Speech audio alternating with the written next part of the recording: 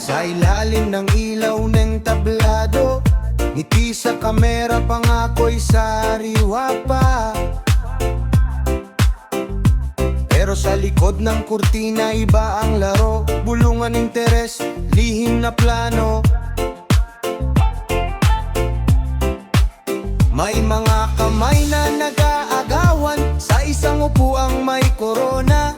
Habang ang bayan ay nakatingala, umaasang may magbabago na. Sino ba ang tunay na hari?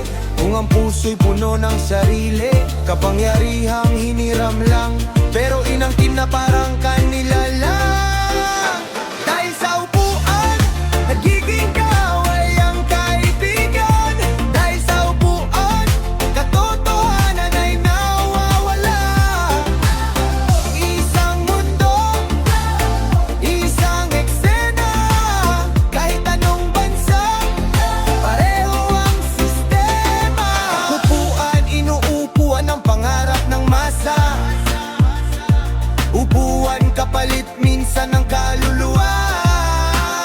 Sa reggae na himig, sinasabi ang totoo. Sa gitna ng sayaw, ang mensahe tumatago sa puso.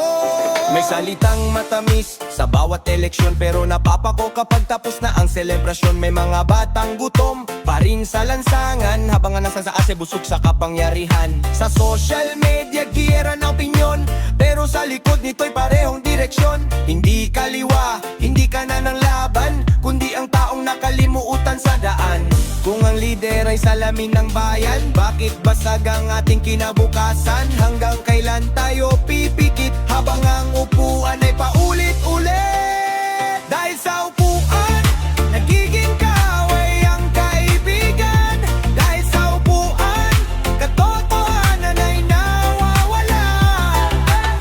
Isang mundo, isang eksena. Kahit anong bansa, pareho ang sistema. Bumbis na gumigising, hindi ito galit, ito'y pagmula. Tibok ng bayan, sumasabay sa tunog ng katotohanan.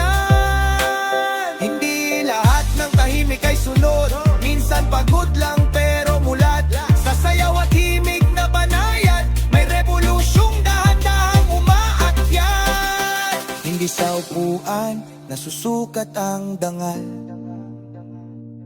kundi sa serbisyong totoo at banal.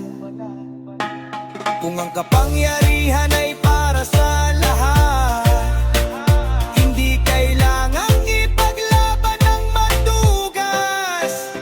Reggae sa ugat.